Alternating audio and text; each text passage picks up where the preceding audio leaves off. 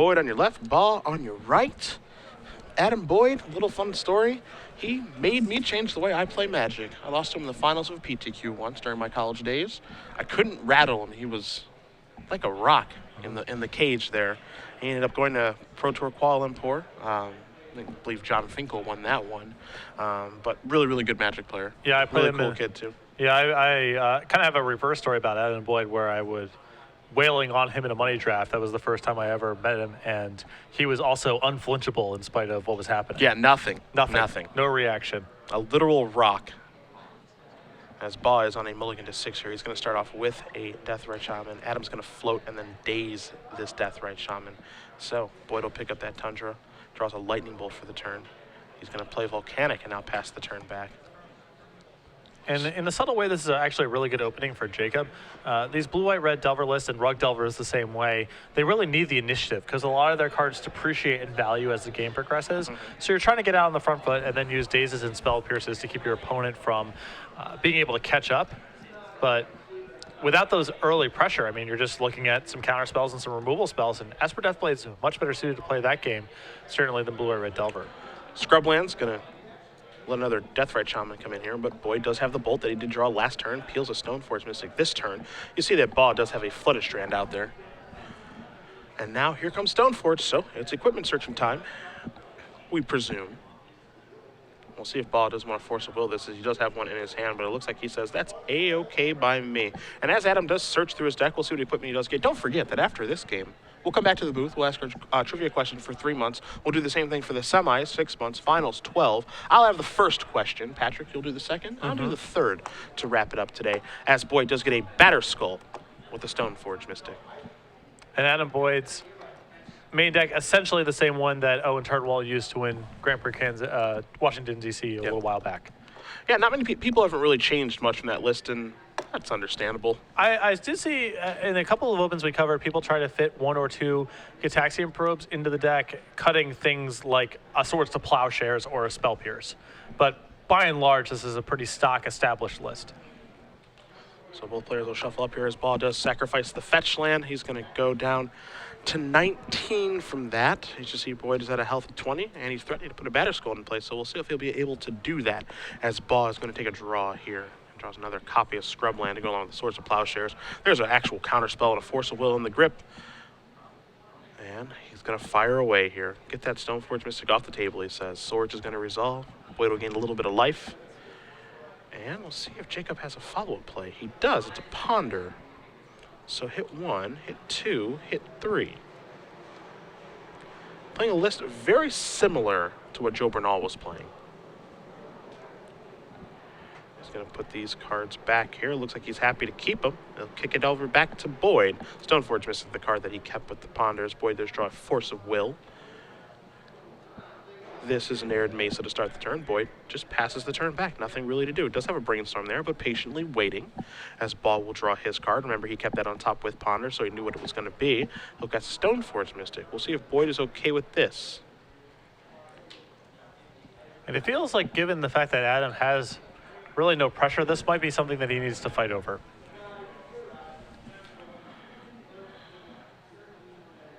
Well, he's going to float. He's going to cast a Brainstorm first. So hit 1, Spell Pierce. 2 is Delver Secrets. And 3 is a Tundra. And as usual, the Brainstorm, this is going to kind of pave the way for how the turns go here. Boyd will have to put 2 cards back. He's got Arid Mesa in play to sacrifice to make it a perfect Brainstorm, as it were. And we'll see if he wants to fight over the Stoneforge Mystic. Again, he's very pressure light and also removal light. I don't think he has the ability to even kill this Stoneforge Mystic, so with the Force of Will in his hand and a bunch of soft counters that aren't going to provide much assistance here, I imagine this is something that Adam needs to fight over. We'll see what he's going to do. It's going to be interesting.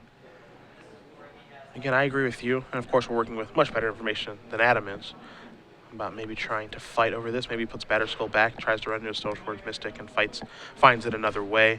You see he's really taking his time here to figure out exactly what he wants to do and if he wants to pick a fight with this. And as he does resolve this Brainstorm, don't forget as well, for you guys at home, as we do get match updates and game updates, we'll of course let you know, relay the information to the fans of the people playing in the top 8 here, as Force of Will removing Daze is going to target that Stoneforge Mystic. Boyd with the Spell Pierce ×2 and Delver in his hand. You see Baugh is going to fight over that Force of Will with Counterspell. And Boyd says, I've got a Spell Pierce for your Force of Will, so I don't think so. Yeah, I like Jacob forcing back there as the Counterspell in his hand isn't even castable. And if Adam was willing to force the Stoneforge Mystic, then he certainly cares about it. But that Spell Pierce was great value for Adam. Boyd going to sacrifice on his upkeep here, the Arid Mesa, making it again, quote, perfect Brainstorm, unquote. Gets Tundra. And we'll see what he's able to find. As his hand right now, I believe, is just a lone copy of Spell Pierce. He's got the Delver of Secrets as well, so he does have a clock. After Jacob does shuffle and present, let's see what Adam finds. It's a Wasteland. Actually, a pretty nice draw there. Yeah, Wasteland is excellent here as Jacob is already struggling with blue mana. It's going to make it even tougher now. And now Boyd going to play that Delver of Secrets and kick it on back. So Baugh will take a draw. And it looks like he's going to play a Stoneforge Mystic. Big draw there. So we had a fight over it last turn, and then he peeled one this turn. So he's going to go with searching for an equipment. It's a Batterskull. That threatens to win the game by itself. Boyd does not reveal anything Delver of Secrets. Also Scalding Tarn to go along with that Spell Pierce in his hand, and all of a sudden, he's in a whole bunch of trouble. I mean, this is almost too much for Adam to overcome. He really needs to find True Name Nemesis pronto to at least hold the ground down. But this is as quickly as a game can swing in Legacy. Yeah, those are the swings. As Boyd is going to play Scalding Tarn past the turn back, he can make an argument for holding on to that card, but he does know his opponent does have Hymn to Torak in their deck. So checking with Delver. I think that also another consideration is Adam wants to have the option of reshuffling after this Delver reveal to give himself another look at something like True Name Nemesis. He looks at the top card. He puts it back. So Delver does not flip, and now Adam's deciding, all right, do I want to draw that card? Do I want to sacrifice this Scalding Tarn to get a new draw? So obviously there's a lot of decisions made just in playing a land in Legacy. Playing that Scalding Tarn. Do I hold for Brainstorm? I can reset my Delver. Adam's going to draw a card. That is Numazawa's Jite. That's a pretty big draw. That's going to resolve. Game is changing. So Adam decides that Delver of Secrets, assuming that he can flip it, plus the Jite gives him a better shot of trying to defeat this Batterskull than the long ball chance of him having a True Name Nemesis on top of his deck if he reshuffles. I'm inclined to agree with him on that one. Yeah, this is, he's got to shot this game. It looks like Baugh may have drawn a GT of his own. This could get interesting now as you see Baugh's going to come across with Brian Bronwyn equipped with the Batterskull. In for 4. He's going to gain 4 life as well. Just pass it back. So Boyd going to check with Delver of Secrets. That is a daze. That will allow Delver to flip. I think we're going to see Adam sacrifice Scalding Tarn here too. I'd be surprised if he wants to draw that card. I guess, Jacob is a little mana light. He is pinned on mana right now. Yeah. But, given the situation, Adam might need a more high-impact card, so he's going to sacrifice Scalding Tarn and shuffle the days away. Likely go see him get a Volcanic Island, so he's got access to double red and double white, along with quadruple blue. So that's what he's going to go grab. And again, he really wants to just draw True Name Nemesis right now. That's the best draw in his deck. Absolutely. It allows him to just block this Batterskull indefinitely and race with Insectile Apparition alongside Numazawa's Jite. All right, so Boyd, what do you find? It's a copy of Swords of Plowshares. That's a nice draw. Yeah, not bad at all. So he says equip Basha. And with Jacob pressed on mana right now, this Plow on the Germ Token and these Jite counters on the Stoneforge Mystic, Adam might clean up this board. Adam's deciding, okay, how do I want to go about using this Jite? What am I supposed to do here? As you see, he's going to put this in. Will Baugh, and will Boyd let him untap right now? The answer is yes. So Baugh will draw a card. It is not a blue card for that Force of Will. Looks like it's another copy of Scrubland. He's going to go equipping on the Batterskull. Into the red zone we go. Swords that. Adam, obviously, with the Spell Pierce at the ready, had Jacob drawn a blue card. Yeah, I for think the Force of Will. That play looked like Adam was getting perhaps a little risky, but the fact that he had Force of Will covered with the Spell Pierce meant that he was actually just trying to trap Jacob into fighting over it if he could. You see the swings. It only takes one draw. Boyd draws the Swords of Plowshares there when things were looking terrible, and all of a sudden the game is back in his favor, and now he's got a Stoneforge Mystic, which can search for that Batterskull that he put back into his deck. Maybe even a Sword of Fire if he's got one, but he's going to go with the Batterskull. Legacy has a lot of inexpensive cards, mana-wise, where a lot of the cards read, the cards in your opponent's deck or a large swath of them don't matter anymore. Yeah. And so the games can turn around very quickly. So he does search for the Batter Skull, still does have access to Spell Pierce. Deck presented back to him from Jacob. And we're probably going to see Boyd come on in the air. We'll see if it's going to be for more than 3. And it is. So he's going to come across for 7. Going to knock Baugh down to 16. So he's being very aggressive with his Mizawa's Cheat as he does pass the turn back over to Jacob. And Baugh looks like he's going to go with him to Torak. Be surprised if we don't see a Spell Pierce here. And that's exactly what we're going to see. Just one more, Jacob, for that him.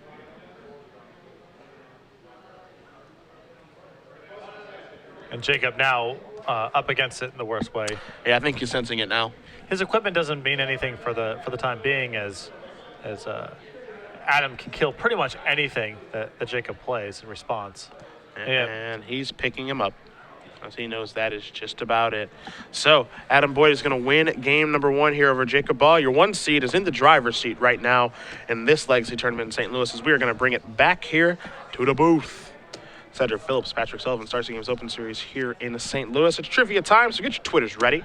I'm going to fire away the first question for 3 months of premium. I know you've got the second one. I hope you're ready.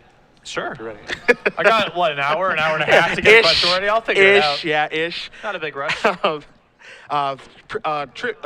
Twitter's ready. Hashtag SCG Premium. A winner will be announced at the conclusion of our quarterfinal round here. So it is about accuracy, not speed. You got plenty of time to and find tweet the it answer. at SCG Live. That as well. Make sure you're following over there. We'll take a look at Adam Boyd's sideboard here. He's got a bevy of cards hiding on the sideboard, but he's got a 1 of red creature in his sideboard. And if you can name that 1 of red creature that's hanging out in those extra 15 cards, hashtag your answer with the hashtag My SCG homie. Premium. Yeah, I know you One like this one. One of my main troops. You've cut a lot of people up with this card, I'm Oh, yeah. sure. Yeah, make sure you're following at SCG Live, hashtag SCG Premium. And again, the winner will be announced at the conclusion of our quarterfinal round, as we're going to head back down to the match. Take a look at the sideboards. You've got Baugh. 2 Enlightened Tutors, a Detention Sphere, a Humility, a Pithy Needle, an Engineered Explosives, an Engineered Plague, a Counterspell, 2 Fluster Storms, 3 Swan Song, and 1 Rest in Peace. This list is quite similar to the one that we saw Joe Bernal pilot earlier in this tournament. And again, he doesn't really have a lot for the honest matchups. Most of his sideboard space is taken up fighting over unfair things. I'd expect to see the additional copy of Detention Sphere come in. I would expect perhaps an additional counterspell to come in, and I like the Engineered Explosives as well as additional removal. But like I said when we were analyzing Joe's deck, so much of this deck is devoted to beating honest decks, with the sideboard devoted to beating various combo decks. So there's not a lot of wiggle room here. Not a lot of cards to bring in. On Boyd's side, you're going to see Grafdigger's Cage, Sword of Feast and Famine, along with 2 Aethersworn Cannons, 3 Meddling Mage, 2 Rest in Peace, 2 Pyroblast. He's got a Grim Lavamancer, a True Name Nemesis, a Red Elemental Blast, and a Wear and Tear. We're in a fair matchup, so that additional True Name Nemesis is going to come in, I believe. He's got 2 in the main. That'll make it 3rd overall for these sideboarded games. I like the Grim Lavamancer here as well. Control Stoneforge, Mystic Control, Deathrite Shaman from Baugh's side.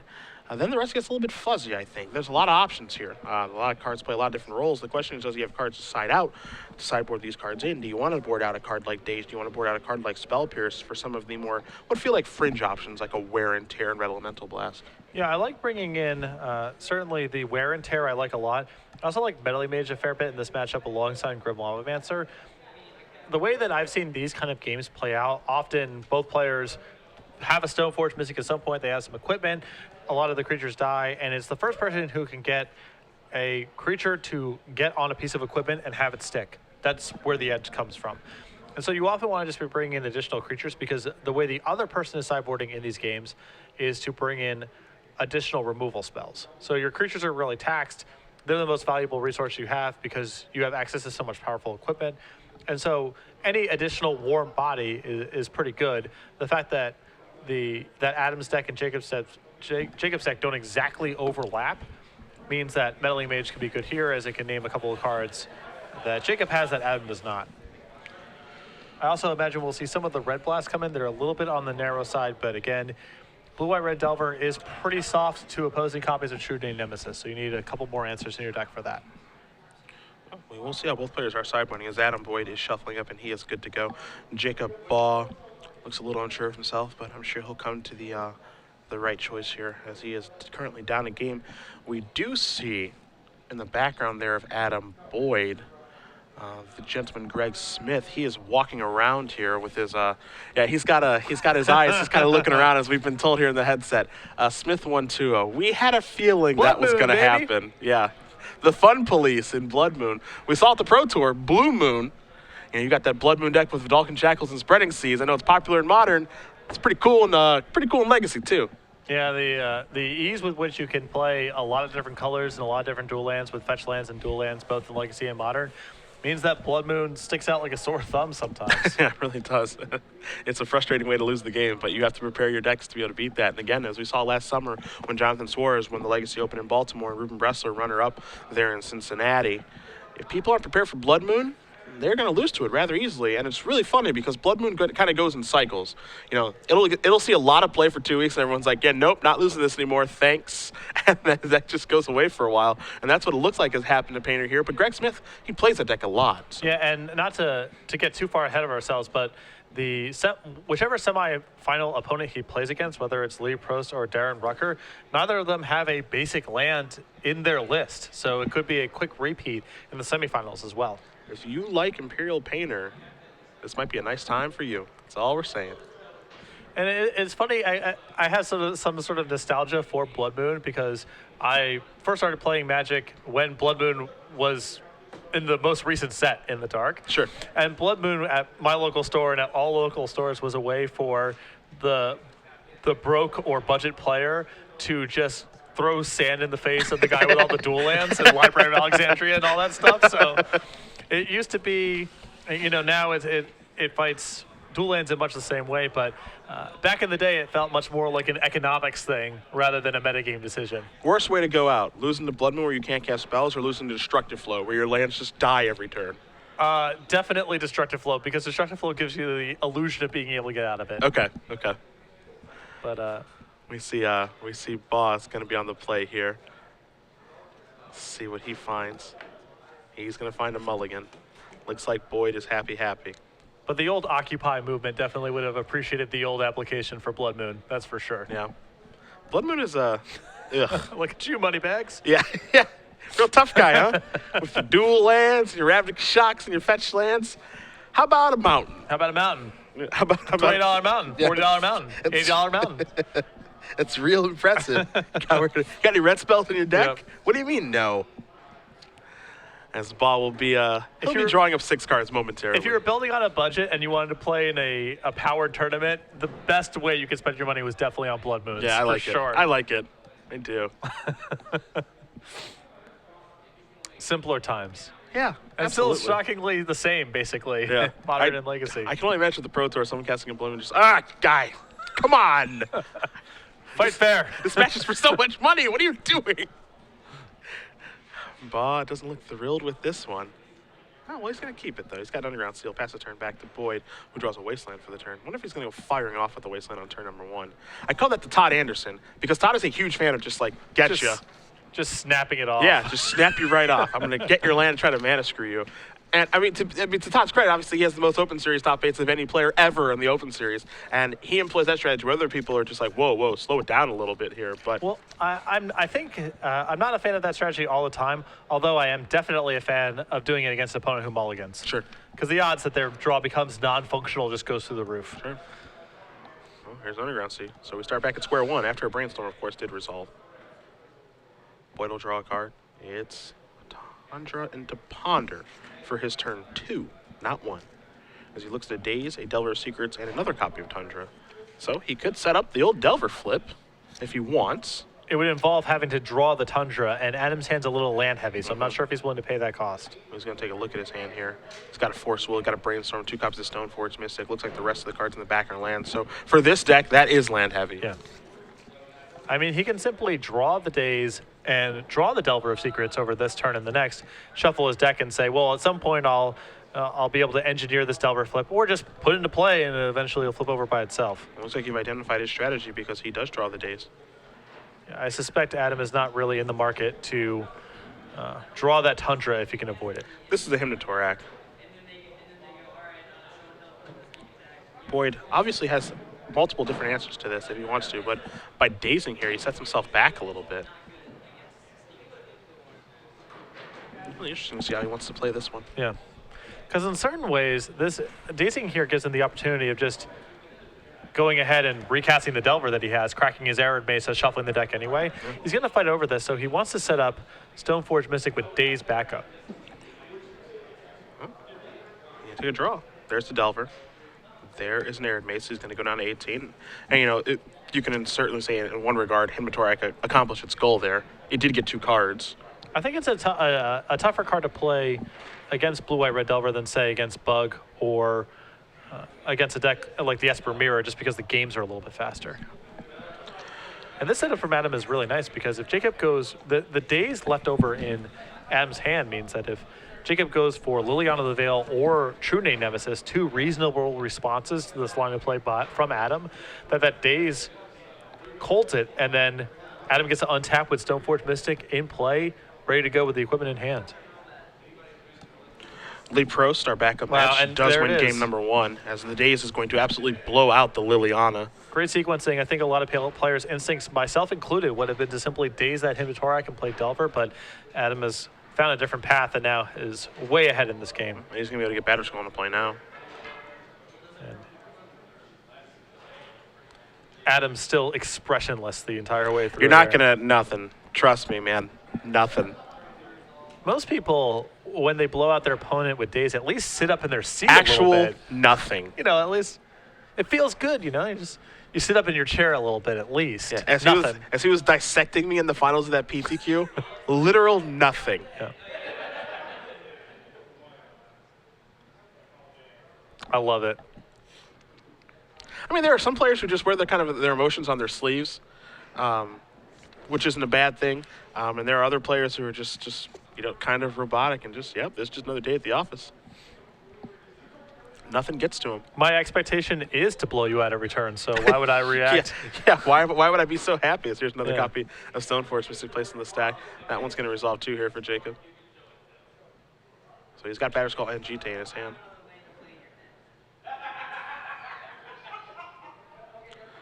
Oh, now here comes the Batterskull from Boyd. So Germ token incoming. It's time to untap. It's time to take a draw, and we're going to move forward with a wear and tear. That's another perfect draw. Another nice card. Because there was some risk here of Jacob potentially getting to untap with one of these Stoneforge Mystics, which puts Adam in quite the bind, but now he has insurance against the equipment as well. Now all he only really needs to do is remove 1. He has a wear tear to cover the first, to the Batterskull in theory, and the tempo that Adam is generating the whole way through is quite potent. Adam is going to play that Arid Mesa. You see his hand with the wear tear, the Delver, the Stoneforge Mystic, and the swords. A really, really nice hand for him. Some really lean, efficient. You see lean and efficient, the way I would describe most of these Delver decks. Yeah. They don't need a lot of resources to operate, and they don't need a lot of resources to do powerful things. He's not going to wear and tear. He's going to say, all right, let's get another equipment. Is it time for Jete? It is.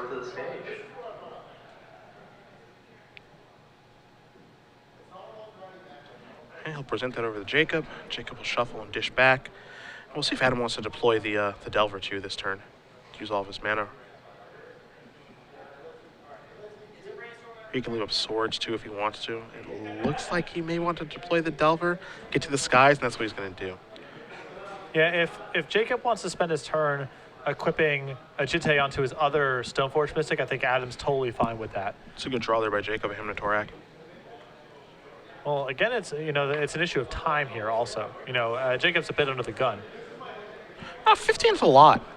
And I think if he's able to snag that wear and tear, I think those last 2 cards in Adam's hand. Well, he's got the equipment as well, so he's got 3 cards right now. He's got the GT, the wear and tear, and the swords. Now, it's not like Adam could ever counter this anyway, so that's the card's going to keep. Yeah, wear and tear, swords going to go to the bin. GT is going to come into play in this turn, though. Sure. So every card there was good for Boyd. That's the thing. Well, the fact that the Jite cannot be equipped this turn, given the tempo of the race here, is a big deal. Yeah. So pass the turn back, take a draw. That's a Spell Pierce. That's going to flip that. He'll draw that Spell Pierce, which Baugh will know about now. Baugh does not. Actually, Baugh knows both cards. He knows the GT as well, so. Now Boyd will go into the proverbial tank.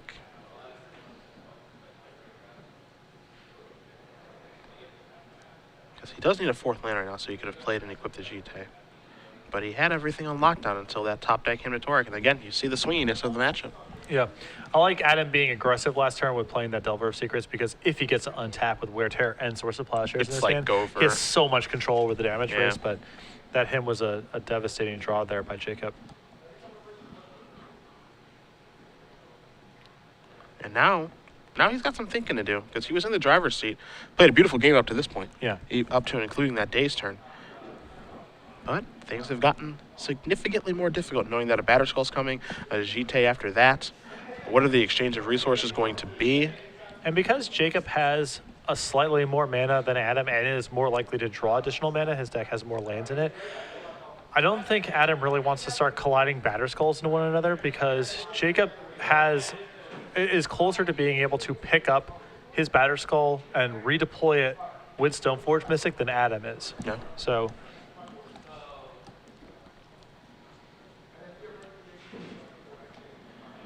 I wonder what he does this turn. I mean, obviously, I think that we're going to see an attack for 3 in the air. I think he's wondering, okay, if I send him Batterskull, does he play his Batterskull and trade off? And if that's actually what happens, do I care about that? I think that's a question to be asked. How to use this GT best? Is Spell Pierce going to have an effect on this game? My opponent has 4 lands.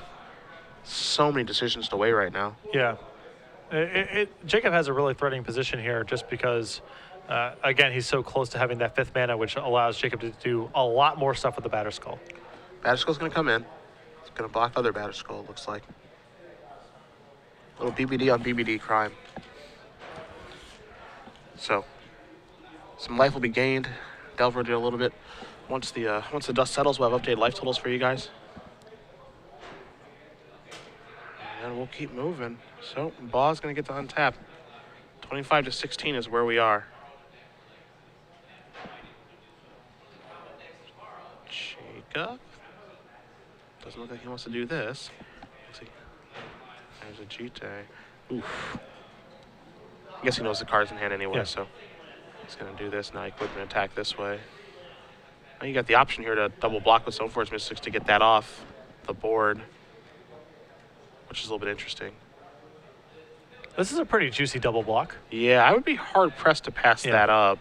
Adam just needs to contain each individual creature. Again, with this amount of equipment in play, every creature matters. So, Yeah. So yes, the GT gets counters, and again, remember that he can't kill both Stoneforge Mystics right now. I think that's the important thing, because there's just one Stoneforge Mystic that has a damage on it. So Boyd says, all right, I'm going to vial this into play. And so what Adam actually gets to do is force the hand of the GT. Because what he can do is he can equip the GT over to a Stoneforge Mystic, bash with that. I mean, you obviously have to keep the GT counters off of the opposing GT, so you probably have to remove your other 2 counters. You have to remove your 2 counters to kill the Stoneforge Mystic that's wearing the GT, and then kind of proceed from there. Yeah. Does a mouthful of GTs. Sorry.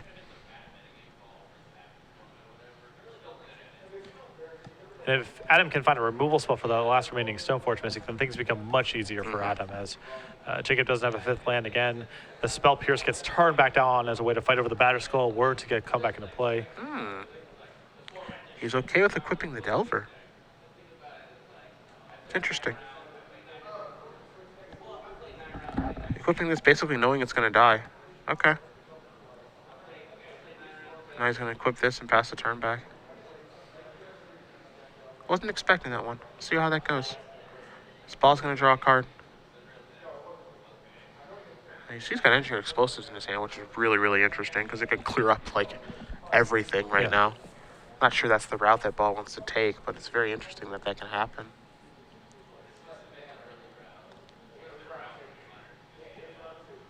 There's 2 mana.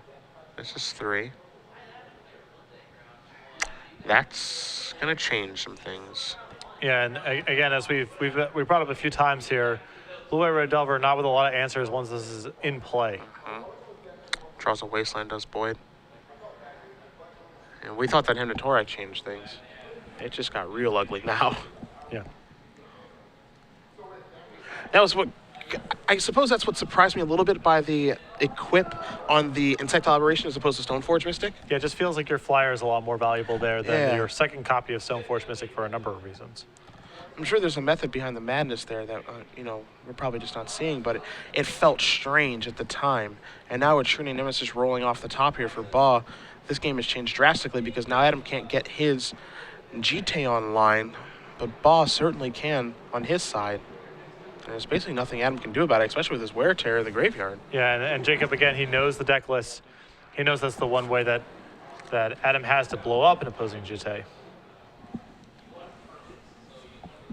So he's going to play the Wasteland. And he knows he's in a lot of trouble now. He just has to pass the turn back here. So Baugh going to draw a card. Here's a polluted Delta. He's going to sacrifice this right away. You see, life totals are relatively high for both players, but this is how these games go, it feels like. Yeah, and these life totals being high really favors Jacob, as he has a lot more high-impact cards, a lot more sweepers, and Adam has a lot more low-impact cards and bolts and plows and stuff like that. Equip Batter Skull over to True Name. And his life total is going to go a little bit higher. I suppose Boyd's is going to go a little bit lower. And again, Boyd's going to have no good attacks, as now the True Name Nemesis is a 7/5. Yeah, this is pretty close to the lock against Blue White Red Delver. Yeah, it really is. This setup, especially with Jite in play to clean up any potential flyers that Adam could add to his board. Adam could draw a True Name Nemesis of his own, but he's already behind the 8-ball in the damage race. Yep. So Boyd with just a Spell Pierce. He's going to pick up Batter Skull. He's going to put that back into play. He's going to untap. He'll take a draw. Arid Mesa is what he peels here. Quick update for you guys at home as Adam tries to figure out exactly what he can do here. Cody Johnson with Lands up a game over Hayden Passarelli. We felt that Lands may win that one, as we've seen Lands really rip apart Rug Delver over the years. And so far, Cody's doing what he felt he could do as he's up a game. Yeah, the top 8 can be, the most succinct summary is 6 pretty honest decks and 2 land screw decks. Yeah, and pretty much. The land screw decks are pretty good against this particular swath of honest decks. Adam going to get real aggressive as Baugh will block the Stoneforge Mystic. 4 damage is going to come in from the Batter Skull. And you see Adam going to keep playing on. This Baugh's going to gain some life there from the Batter Skull. 7 of it to be exact. And you see no hesitation from Jacob's block there. He doesn't care about the life totals because he has so much inevitability here. He does theoretically care about Ubazawa's GT getting counters because that gives Adam some control over what Jacob can do. But Jacob has and should have no concern over life totals. Yeah. All that matters is the board. You see Adam kind of trying to figure out what his outs are right now. I think he might be coming to the same conclusion here that I think you and I have of, it's pretty much locked up on Jacob's side, unfortunately. With the Wear Tear out of his deck, it's basically hopeless. Yeah. He's going to play the Arid Mesa, equip the GT over here, and pass the turn back. And we've got Lee Prost, our backup match. He wins 2-0. So Esper Deathblade moving on. The 2-seed defeats Darren Rucker playing Blue White Red Delver. Outside of Lee's lost Andrew Tenjum. He has been on fire today. Yes. Tough thing for him. He's playing against bloodmoon.com.net.org. Well, fortunately, Lee is on the play, so That's his a big spell deal. pierces are alive. That's a big deal.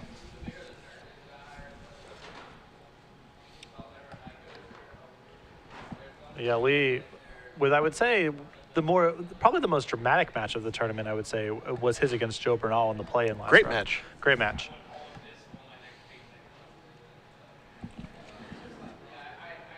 You see the True Name Nemesis, got some GT counters. Boyd has a True Name of his own right now.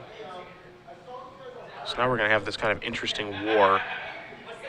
But Baugh's so far ahead on life. It also appears that he has Engineer Plague in his hand, which he can use to lock down Adam's True Name Nemesis because it's one toughness, and keep his alive because it has +4/+4 through the Batter Skull. Yeah. See if he sees that play. Yeah, he brings the E-Plague right to the forefront. It's a little counterintuitive, but hey, it works. Yeah, there's an E-Plague. Name Merfolk. You see Baugh with a bit of a smile saying, this is kind of weird, but Mine's good to go. Boy does have Spell Pierce in his hand, but not going to get the job done here. Battle on. Attack for 7. Put Boyd down to 8. And Baugh's going to go up to 39. And this should just be I would imagine, a quick draw and concession from Adam. Yeah. Spell Pierce. I don't think Adam does anything too quick. He analyzes. Okay, that's going to do by it. Adam's standards, Yeah, I fair enough. So Jacob Baugh, with the help of Trinity Nemesis, is going to even things up here between him and Adam Boyd. Esper Deathblade and Blue-White-Red Delver are going to a third game here in the quarterfinals. And that was a really well-positioned game by Adam. He had it all set up, but him blew everything up.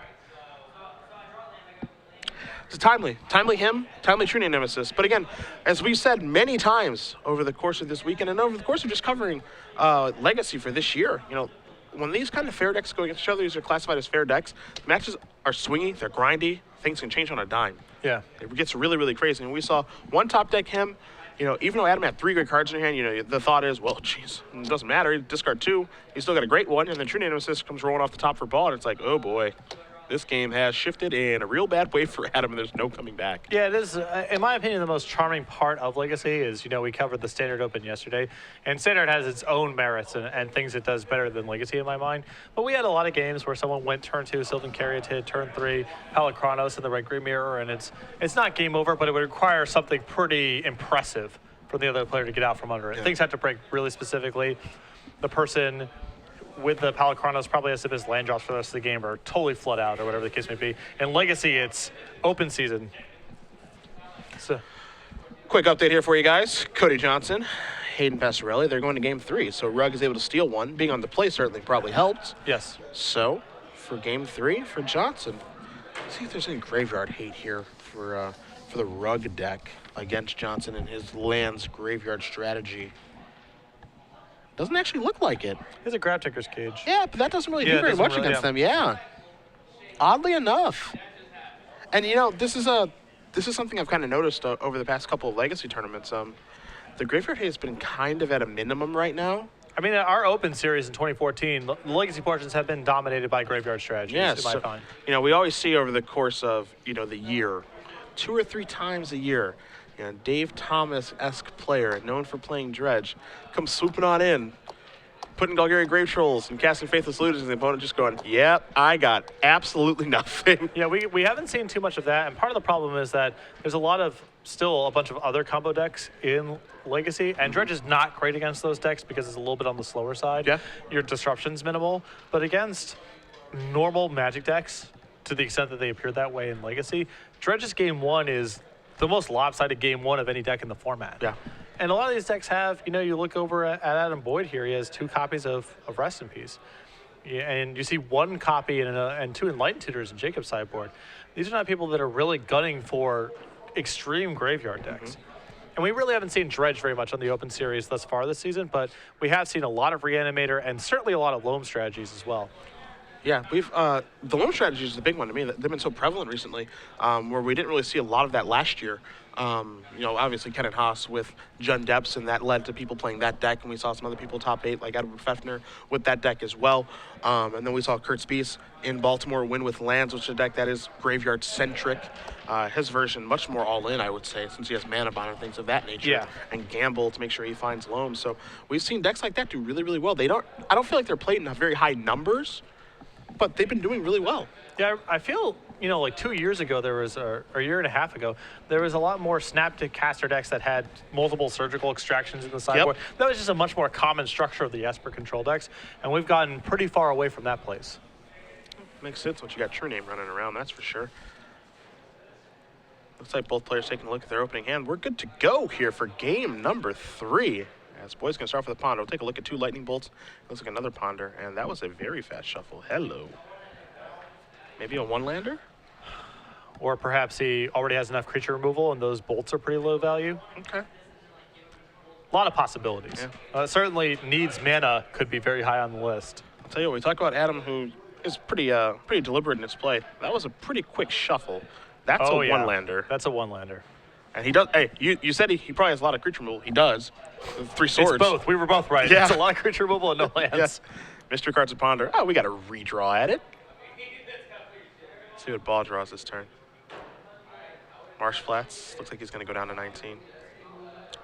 How's he going to begin things? Maybe a Death Right? Yes, sir. And as he figures out what land he wants to get,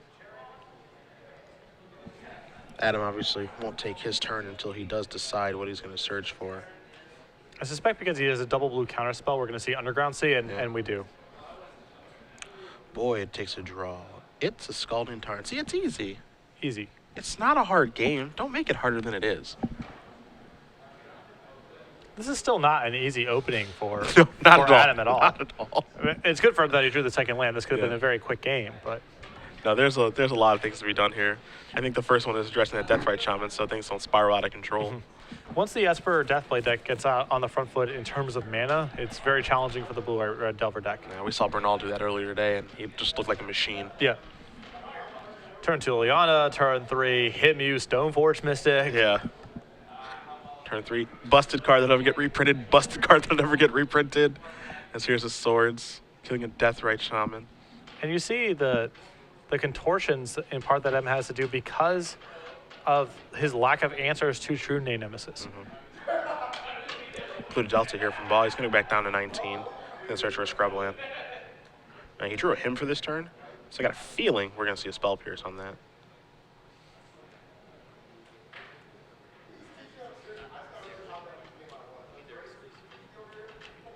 Deciding if he wants to get a red or a white. He's going to go with Volcanic. There's your him. We're going to see a Spell Pierce here in a moment. Ooh. And these players Boy. are announcing their spells. Yeah. This is why you see things happening and mana being tapped before the cards are actually put on the table. Yeah, that's a nice force. That's a really nice use of Forcible, I think. Being super proactive with the discard spell. 2, 3, 4. So Boyd's going to be left with 2 cards. And after the die rolling gets finished here. There's 2. There goes the swords. And there goes the swords. All right, so all the removals bye-bye. And Baugh has another him in his hand. Boy. There's Spell Pierce. Stoneforge Mystic. Time to go searching. Probably goes with Batterskull here. But when you're being hemmed in fair matchups, it puts a lot of pressure on you to either win quickly or find a text box your opponent can't handle. And so now Boyd has to sincerely hope that he doesn't hit Batterskull. And the thing is, if Baugh doesn't hit Batterskull, Baugh's in a world of trouble. Yes. So it's time to play Lucky Man's game. A lot of this comes down to this 3-card Monty right now. If you can find the Batterskull. That's when you keep. And he does. He hits it. Okay. I think the last card in Boyd's hand is the Spell Pierce. Boyd will take a draw. Snared Mesa. Plays that, attacks for 1. That's crucial. As Baugh's going to take a draw here. Ponder. He's got Stoneforge Mystic of his own. And Jacob's hand is loaded, too. He has his equipment now. He has a True Name Nemesis. He needs to draw land. There's a Stoneforge Mystic for Boyd. He can go get Umezawa's Jite. Yeah, as you mentioned, Boyd's hand is completely loaded. And I love the aggressive use of Forcible on turn 2 on the him. Yeah, especially because Jacob's counterspell wasn't even castable. Yeah. So the way that Jacob's hand is set up, you know, he has a Stoneforge Mystic and a True Name Nemesis, just run Adam out of resources. He doesn't have a lot of cards that can handle Stoneforges and True Name Nemesis in the first place. So Jite's in the grip, Batterskull in Baugh's grip. He'll take a draw. There's a land, I believe. It's a Flooded Strand. That means he can get, I think, his True Name over there, but it looks like he might start with a Ponder. I think maybe the thought process here is I'd much rather, you know, play a Ponder and then put a Batterskull into play, but it looks like he's changed his mind. He might just be running out True Name Nemesis. I think he might have given some pause because it's pretty bad if he runs this into the jaws of a Red Blast right now, because Adam has a piece of equipment. It could really swing the tempo of the game. But for it to be a disaster, it basically involves Adam having Red Blast and the ability to find a 4th land on the top of his deck to put Jite on something and attack. Yeah. And that convergence of circumstances is just low percentage enough that Jacob's willing to run the True Name Nemesis out there. It resolves, and now Adam's in a lot of trouble. Aaron Mesa going to come in. He's going to pass the turn back. Will Boyd over to Baugh. Baugh draws Liliana the Veil. Not the best card right now, but he's got the best card he needs that's in play. That's True Name Nemesis. So here's a Ponder to start things off. Boyd staring at a GTA on his side and a Spell Pierce. Spell Pierce is the choice. He'll take care of the Ponder so that Baugh can leave up 2 mana for his Stoneforge Mystic. Boyd going to sacrifice the Aaron Mesa, go down to 18, and we'll see him activate his Stoneforge Mystic to put Umezawa's GTA in play. But again, Jacob totally controls the terms of engagement right now. No argument there. As Boyd is going to draw a card empty-handed. See what he finds. May have been a Wasteland, maybe. Going to equip here. And there is a Wasteland. Boyd going to pass. There's Batterskull. He says, let me fire away. Take care of your scrubland. Brian Bronwyn does show up as usual. Looks like it's time to start off with a Brainstorm. So 1, 2, 3 cards. See Counterspell and Ponder among them. Looks like Deathbright Shaman was the third one. I'm not sure if Jacob is ready to attack with either True Name Nemesis or Batterskull or both. But the point is that he can do this at his leisure. Yeah, I was going to, you said it for me. I was going to say, what's the rush? You know, he's doing great right now. He's sitting at 16 life, no real pressure. He's got the roadblock and True Name Nemesis. He doesn't do anything crazy right now when he is so far ahead as he can attack here with Batterskull. Yeah, this Batterskull attack essentially gives Adam the choice to trade one of his Stoneforge Mystics for a Stoneforge Mystic or a Deathrite Shaman. But because Jacob has so many expendable creatures, and also once Adam runs out of creatures to equip, now True Name Nemesis can get on the offensive. Yep. Jacob's willing to let Adam have a couple of counters right now. Looks like Boyd drew a spell. Not sure which one. It looks like he's going to go equipping here. And he is. It's Delver's Secrets. And Boyd will pass it back. Yeah, Delver, one of the few cards left in Adam's deck that really has any text at this point. It's, you know, his Wear Tear is valuable, and a creature that can potentially gain flying is valuable as well, but very little else matters. So looks like we're going to be jamming in probably here with Batterskull in a moment. See Baugh taking a look at Brainstorm, Counterspell, and Ponder. He's going to fire off, it looks like, with a Ponder. He's actually going to go with Brainstorm. Flip a coin. And 3. Stoneforge Mystic Liliana. He's seen a lot of these cards before, obviously, as he puts some of these back on the last turn. And again, just loaded with action here, and in no rush to act. Does resolve the Brainstorm. Again, for a man who only has 2 lands, I suppose 3 with Deathrite Shaman, is doing pretty good.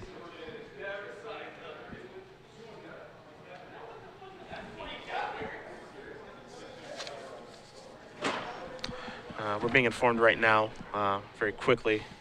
Cody Johnson is putting him in the full Nelson over there with the lands deck. The sleeper hole has been applied. Yeah. Hayden nowhere near the ropes. Yeah, not even close. There are no ropes, maybe. Yeah. As Hayden apparently has no lands right now. It's about turn 5. So one can say that lands is doing its thing over in our backup match. Might not have time to get over there. As Boyd going to take a look here with the Delver. Trigger resolves. Before he goes to his draw, he's going to sacrifice Aaron Mesa, go down to 14. But there's no Mongoose getting in the red zone. So. And Nimble Mongoose is another card that can be annoying for lands at times. This is a Super creature annoying.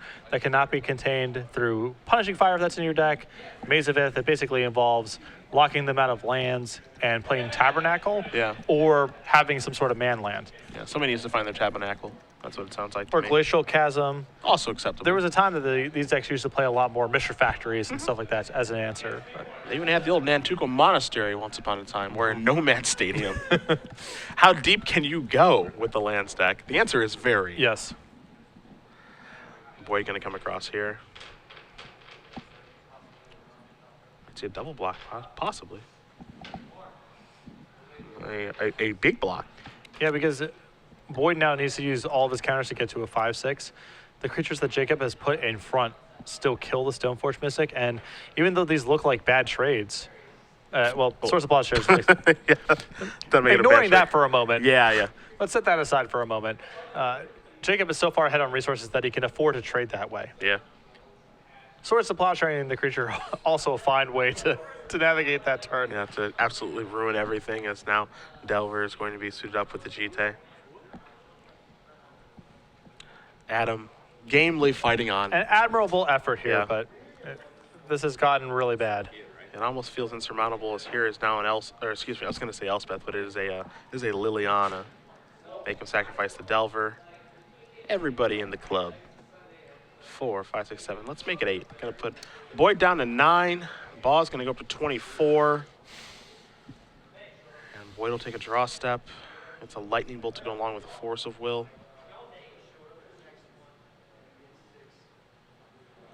Is there any way? And their answer is no. Jacob Baugh, your 8th seed. Gonna break serve, defeats Adam Boyd 2-1. Esper Deathblade moving on. It's gonna be playing against the winner of Cody Johnson playing Lands and Hayden Passarelli playing Rug Delver. Hopefully we'll be able to code over to that match for you guys. Don't know exactly where we're at, but we will see. But congratulations to Jacob Baugh. He's barely squeaked into the top 8. Won game 3 in round 9 on turn 3 of extra turns to be able to make the top 8 here. Also had to have good breakers in his favor, but he got there and he takes down the #1 seed even though he was on the draw, able to break serve, and we'll see who he's going to play against, either Rug Delver or Lance. And not an easy deck to break serve against. I mean, no deck in Legacy is easy to break serve against, but certainly the Daze Spell Pierce Wasteland deck presents a lot of problems when it's on the play. Notably in that match, I don't believe Adam ever led off with Delver of Secrets. He was always cantripping on the first turn, and that little bit of breathing space that it gives Jacob to develop his board and not be initially under the gun, very likely the difference in that match. Yeah. Other side of the bracket, of course, we got Greg Smith with Imperial Painter. He took down Andrew Zigas playing Charlotte's Bug. And then Darren Rucker was defeated by Lee Prost playing Esper Deathblade. So on one side, we've got Painter playing Esper Deathblade. The other one, we've got Esper Deathblade playing ?